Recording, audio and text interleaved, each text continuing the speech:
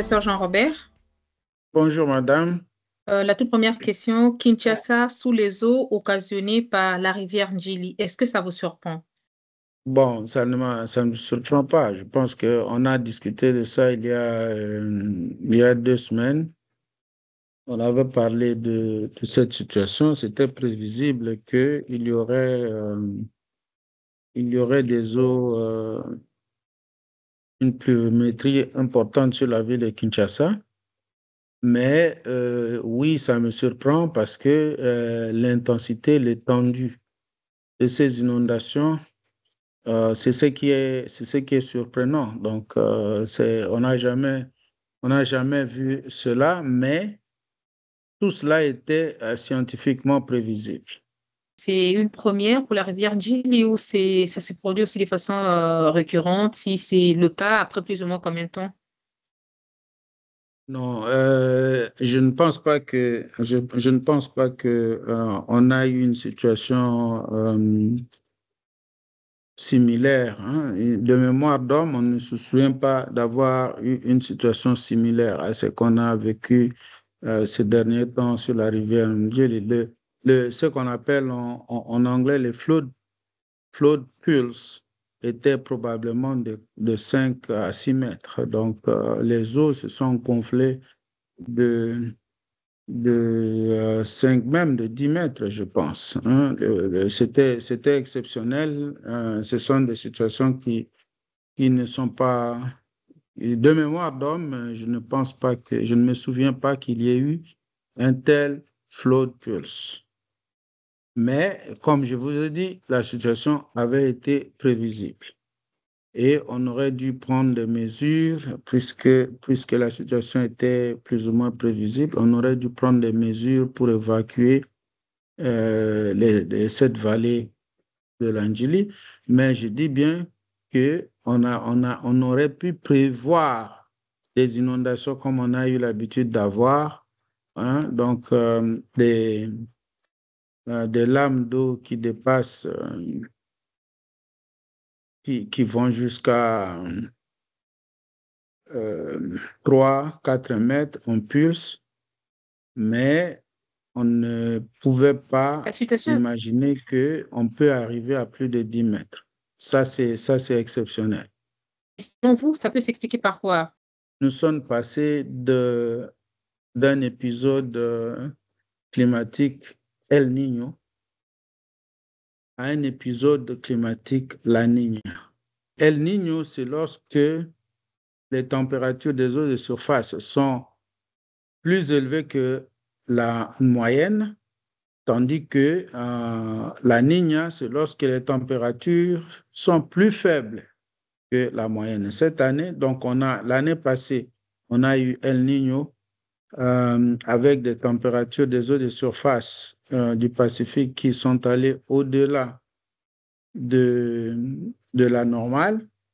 Et immédiatement après la dissipation de El Niño, on a eu un épisode de la Niña dont les températures des eaux de surface sont descendues en deçà de la normale. Donc, les deux phénomènes amènent chez nous des précipitations très abondantes. Dans l'ouest du bassin du Congo, on a des précipitations anormales.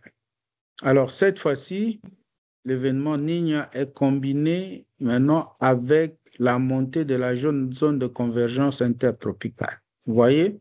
Donc, c'est la zone de convergence intertropicale qui va du Nigeria, il descend jusqu'en Zambie et ça nous donne, lorsqu'il passe chez nous au mois de septembre, octobre, novembre, il nous donne des pluies. Ça fait la grande saison de pluie.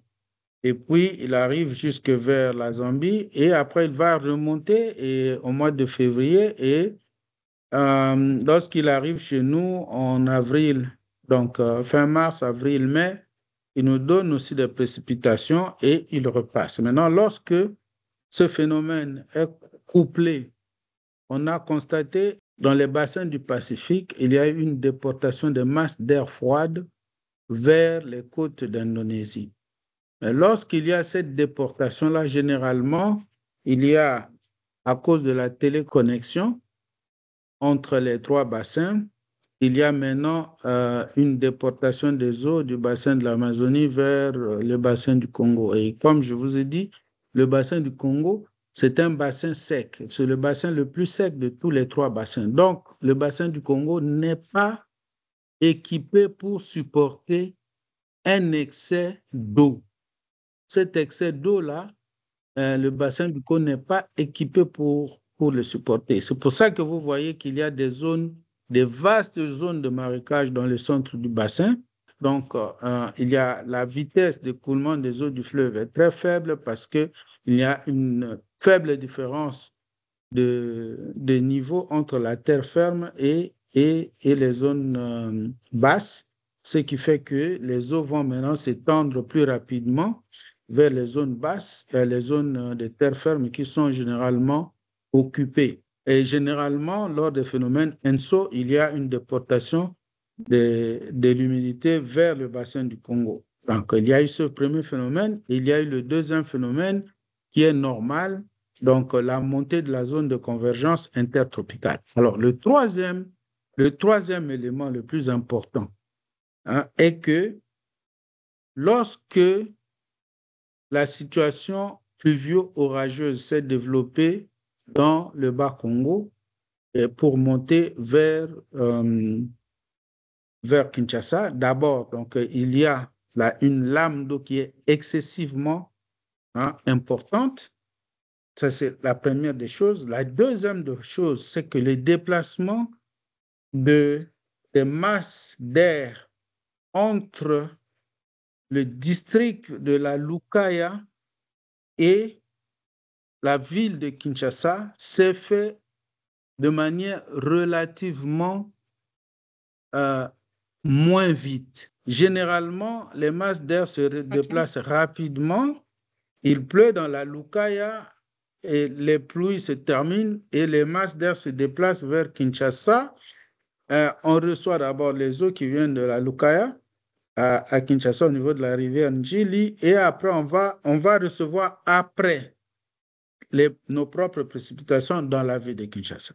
Ce qui est arrivé est qu'il y a deux hypothèses. La première est que la zone de convection était très large. Elle partait de Kinshasa jusque dans le district de la Lukaya. La deuxième hypothèse est que le déplacement des masses d'air était très lent, c'est-à-dire que, bon, voilà, donc il a plu au Bas-Congo d'abord, ce qui est normal, puisque la zone de convergence venait du sud. Il a plu d'abord au Bas-Congo et ensuite il a continué à pleuvoir au Bas-Congo et la zone étant très large, il a plu aussi abondamment à Kinshasa. Alors, c'est quoi en fait le problème? La rivière Njili, c'est la seule dont le bassin est orienté nord-sud. Donc, on reçoit des eaux, il collecte les eaux de toute la Lukaya à travers On la peut comprendre rivière que c'est une rivière qui traverse toute la capitale. La rivière Lukaya elle-même donc prend les eaux du district de la Lukaya pour les amener sur la rivière Njili. Alors, comme il pleuvait déjà abondamment au niveau de la Lukaya dans le Bas-Congo, donc il y a eu ces eaux-là qui devaient venir se déverser sur la rivière Njili au même moment qu'il pleuvait aussi sur Kinshasa. Et c'est pour cette raison que vous voyez que la situation de la rivière Njili était exceptionnelle. Que c'est quand même Voilà. exceptionnel parce que vous parlez de Lancé, vous comparez à Lancé, vous ne comparez pas par exemple à Makelele qui a toujours été réputée comme étant une des rivières qui a toujours causé du tort aux populations riveraines et tout ça. Oui, cette fois-ci, vous voyez que Makelele n'a pas eu il n'y a pas eu même intensité de débordement de pluie que la rivière Njili, puisque Makelele ne reçoit pas des eaux qui viennent du Bas-Congo. Vous voyez? Donc, le bassin de Makelele est très limité. Donc, il se limite juste. Sa source se trouve là à Mbinza. Donc, ne collecte pas une grande quantité des eaux. Il prend uniquement des eaux de pluie qui tombent localement. Les rivières qui collectent des eaux de plus loin, c'est la rivière Nsele La Lucaï. et la rivière Njili. Mhm. La rivière, Et c'est quoi son état? la différence entre les deux, vous avez suivi qu'il y avait aussi des inondations au niveau de la rivière Nsele, mais qui ont été un peu Mhm. limitées. C'est quoi la différence entre les deux? Est que la rivière Lukungamputu, qui amène les eaux sur la rivière, les eaux du Bas-Congo sur la rivière Nsele, est généralement couvert d'une végétation forestière. Donc, le bassin est couvert d'une végétation forestière.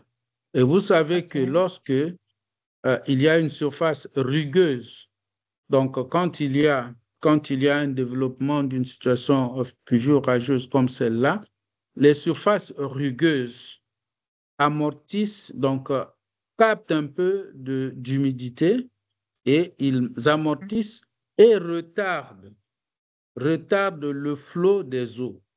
Hein, ce qui a fait que la rivière, dans le bassin de la rivière Nsele, on n'a pas reçu toutes les eaux au même moment parce que les eaux sont venues un peu en retard parce que les marécages de la rivière, de la rivière Lukungamputu ont absorbé une bonne Une partie et partie. que la situation, euh, la rugosité de la surface, hein, créée par l'existence de la forêt a fait que on a eu une diminution de l'humidité et donc moins de précipitations au niveau de ce bassin-là par rapport à, au bassin de la rivière Njili qui est complètement dépourvu de végétation ligneuse. Vous voyez? Donc, toute la forêt, à partir de la Lucaïa, il n'y a plus de forêt. Et donc, les masses d'air se promènent sans rencontrer d'obstacles, hein, et ils déposent toute l'humidité qu'ils ont.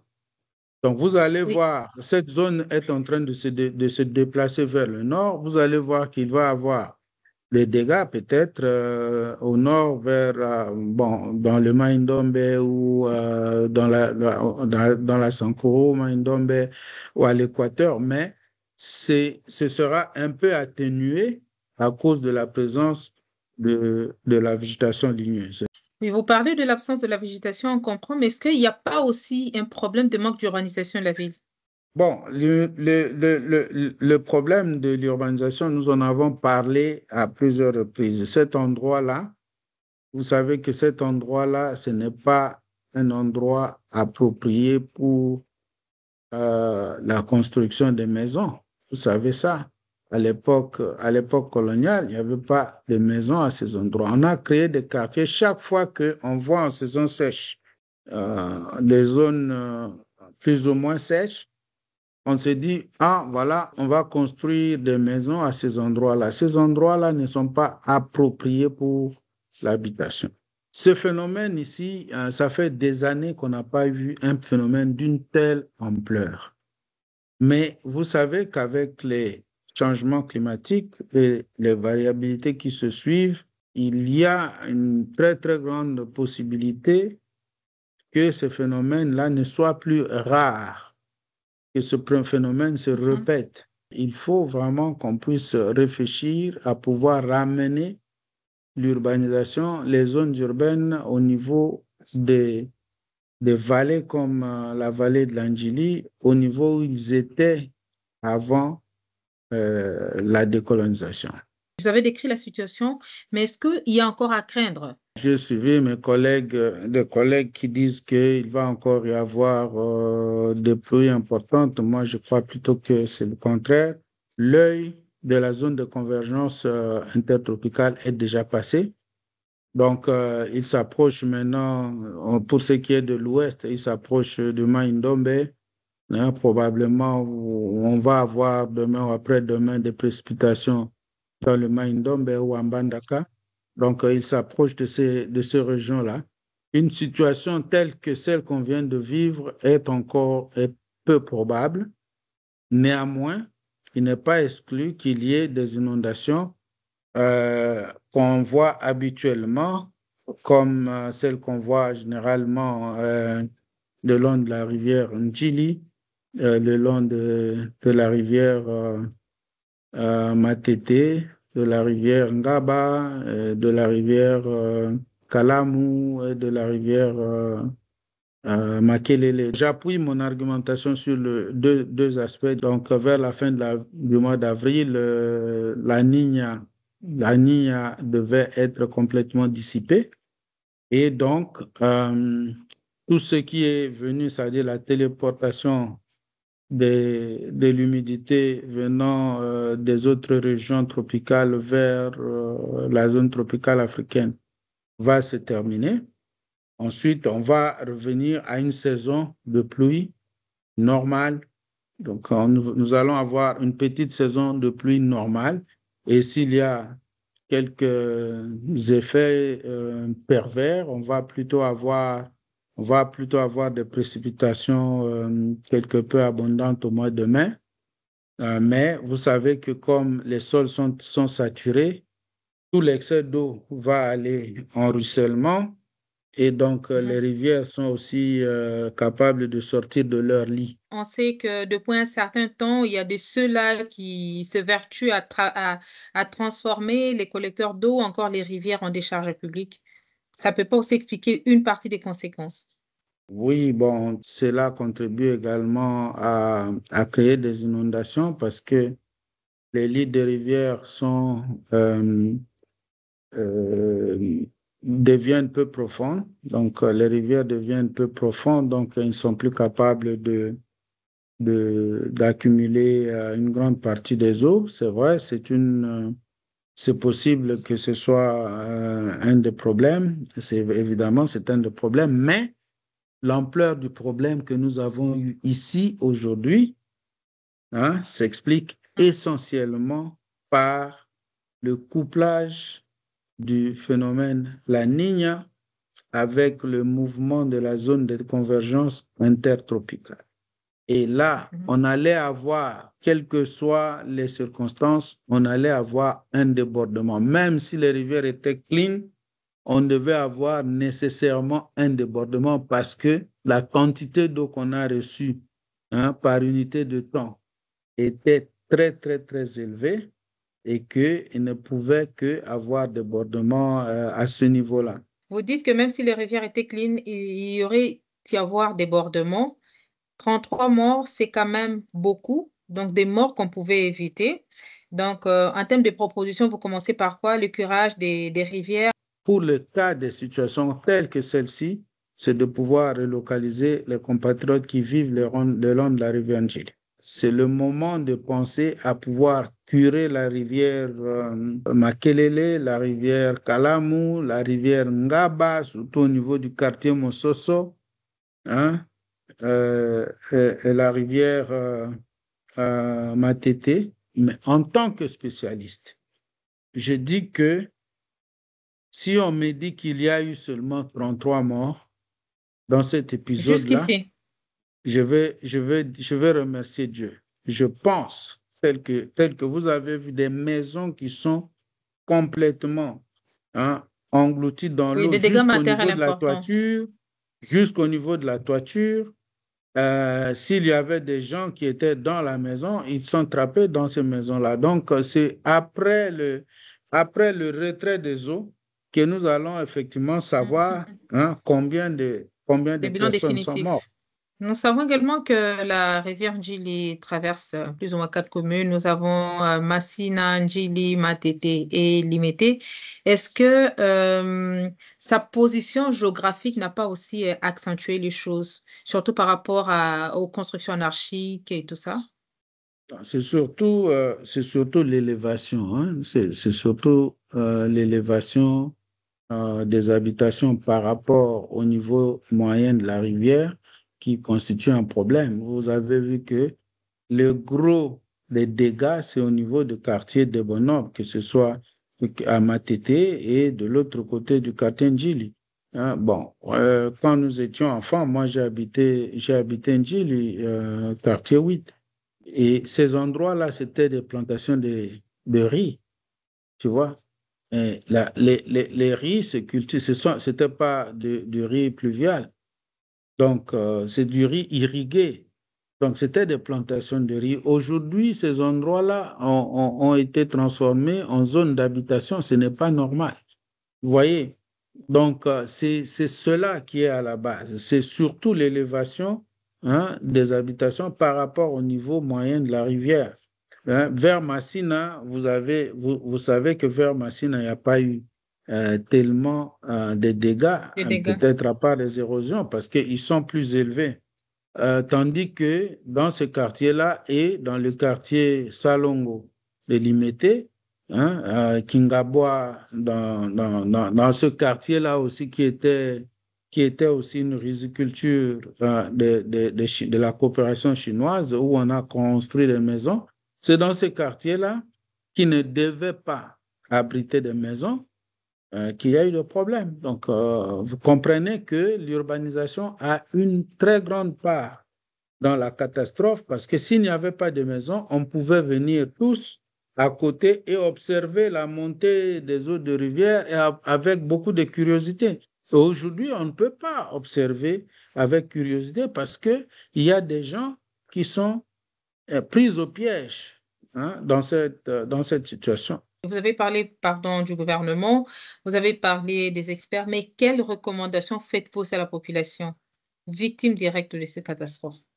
Nous devons tous intérioriser le fait que les rivières et les routes doivent ne plus être des poubelles et des marchés. Vous voyez? Donc, lorsqu'on amène des marchés sur le long d'une route, après, les gens n'enlèvent pas, donc les gens entassent les immondices et cette route-là devient non seulement un marché, mais la route devient une poubelle. Hein? Ce n'est pas parce que quelque chose appartient, entre guillemets, à l'État que cette chose-là doit devenir une poubelle. Nos rivières doivent cesser d'être des endroits des dépotoirs où on va jeter les immondices. Hein? Ça nous fait des problèmes à nous-mêmes. Ça nous crée des problèmes à nous-mêmes. Parce que lorsque les eaux des rivières, les rivières quittent les lits pour venir, ils arrivent dans nos maisons. Hein? Généralement, dans les maisons des gens qui déversent les immondices dans ces rivières-là. Donc, ça, nous devons avoir une certaine éducation, nous tous, nous devons avoir une certaine éducation, je ne m'exclus pas, pour respecter ces endroits-là. Nos ancêtres avaient beaucoup respecté les rivières parce qu'ils disaient que chaque fois, on vous disait qu'il y avait des esprits qui étaient dans les rivières et que, puisqu'il y avait ces esprits-là, on ne devait pas aller faire n'importe Oui, quoi dans les rivières. exact. Aujourd'hui, nous ne respectons pas les rivières, nous les avons transformées en dépotoirs. Les rivières sont des patrimoines qui nous appartiennent et que ces patrimoines-là sont à protéger. Pensez-vous y arriver sans un aspect contraignant?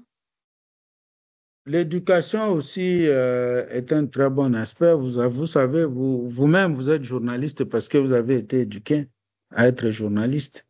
Donc, si nous éduquons les gens à respecter la nature, c'est aussi un élément important, mais il faut toujours que l'État soit là pour que les gens qui ne respectent pas soient remis en ordre par celui qui a la responsabilité de mettre de l'ordre.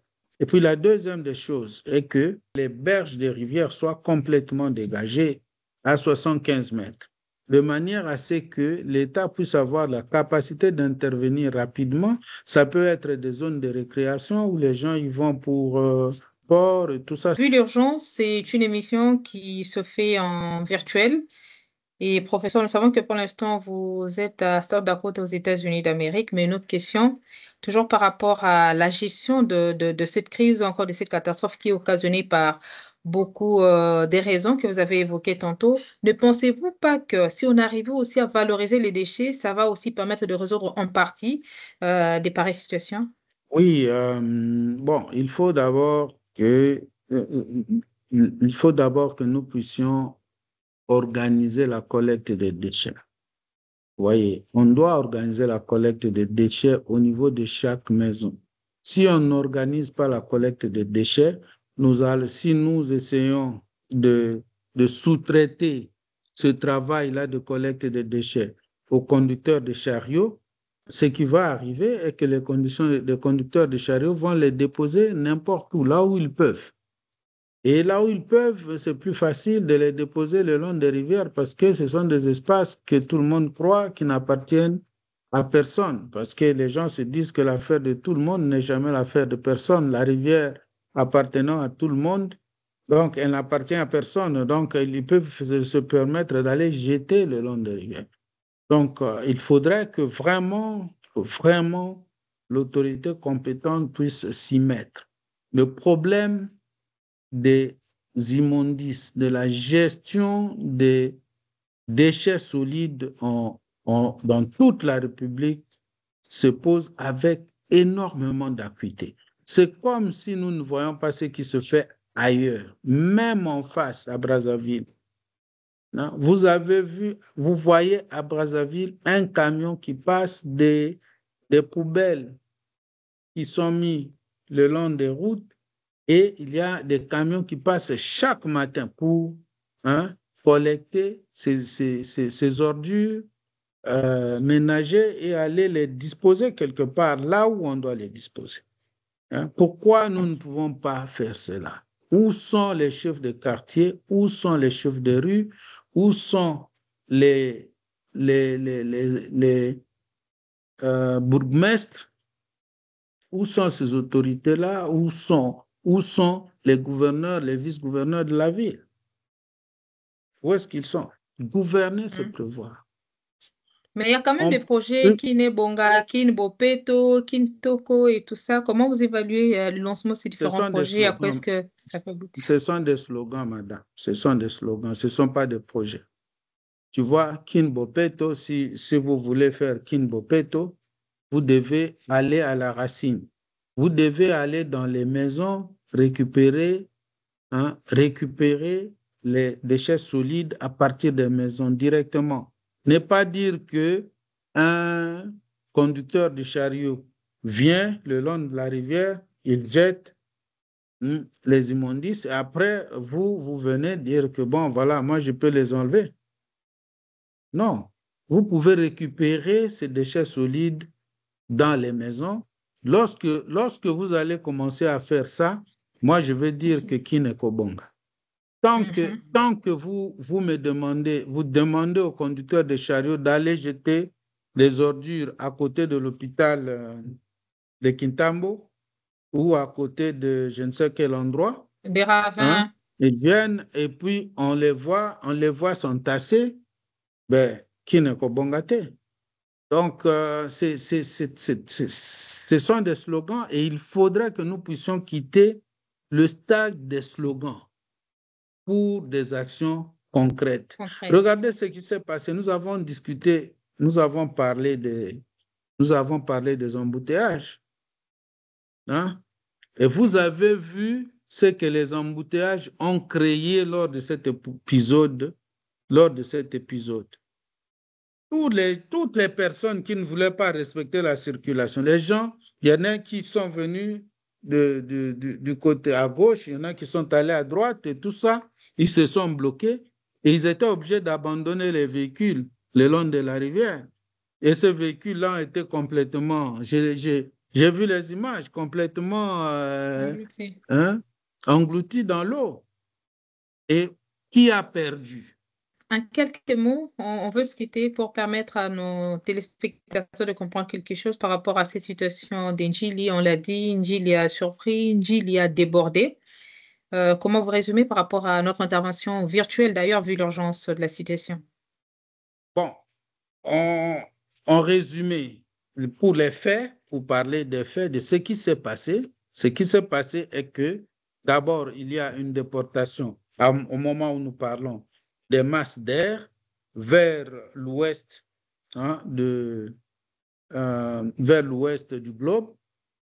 Et donc, ces masses d'air sont quand même importantes. Et cela arrive chez nous en RDC. Cela arrive avec tous les épisodes El Niño et les épisodes La Niña. Bon, la rivière Ndjili ayant son bassin orienté nord-sud, donc les rivières du Bas-Congo qui ont reçu des eaux importantes à partir de la zone de convergence intertropicale qui était en train de remonter de sud vers le nord. Donc, combiné, couplé avec le phénomène La Niña qui est en cours, avec des masses d'eau, des masses d'humidité importantes. Donc, il y a eu excès de précipitations, non seulement dans la ville de Kinshasa, mais aussi dans l'ensemble de la Lukaya, parce que c'est la rivière Lukaya qui a amené le gros des eaux qu'on a eu dans la rivière Njili. Alors, cela a été facilité par deux phénomènes. D'abord, la rivière Lukaya est une rivière encaissée, donc elle n'a pas de marécage, de larges zones de marécage, parce que les zones de marécage permettent de retarder un peu l'arrivée des eaux vers l'embouchure. Il y a eu ces eaux qui sont allées à grande vitesse parce que la rivière Lukaya est encaissée et elle est profonde à ces endroits-là. Donc, du côté de Kassangoulou, c'est une rivière qui est assez profonde. Tandis que lorsqu'elle se déverse sur la rivière Njili, c'est une rivière peu profonde. Et là, les eaux se répandent. C'est un peu comme, vous voyez, le fleuve vient à Maluku. Il est encaissé, il est tout petit. Et lorsqu'il arrive au Poul Malebo, puisque le Poul Malebo n'est pas profond, il se répand. Il devient presque un lac. Et c'est ça qui arrive avec la rivière Njili. Donc, les eaux viennent d'en haut. Ils ne se répandent pas à gauche et à droite, mais ils descendent directement sur la rivière Njili et cette rivière-là est débordée complètement et qui se trouve dans une vallée, donc la rivière n'est pas profonde, elle n'a pas la capacité de supporter tout cet excès d'eau, d'où il y a eu une augmentation de masse d'eau, donc un pulse, comme on dit, un pulse de presque 10 à 15 mètres. Ce qui a créé la situation que nous avons. Maintenant, la situation a aussi été facilitée par le fait qu'il n'y avait pas une végétation rugueuse, c'est-à-dire une forêt qui pouvait permettre d'absorber ou de ralentir le fait de ces masses d'air qui venaient du sud. Comparativement à la rivière Nsélé, qui est aussi orientée sud-nord. Donc, il n'y a pas eu trop de dégâts au niveau de la rivière Nsélé. Elle est aussi sortie de son lit. C'est vrai, à certains endroits, il y a des gens qui ont été inondés du côté d'un Passa, en bas d'un Passa.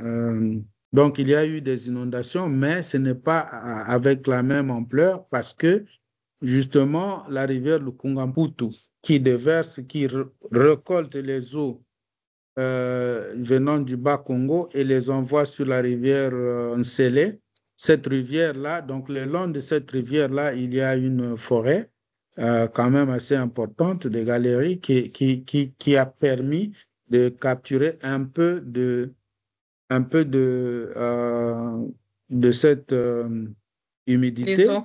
Et finalement aussi, le bassin de la rivière Lukungamputu est assez marécageux aussi.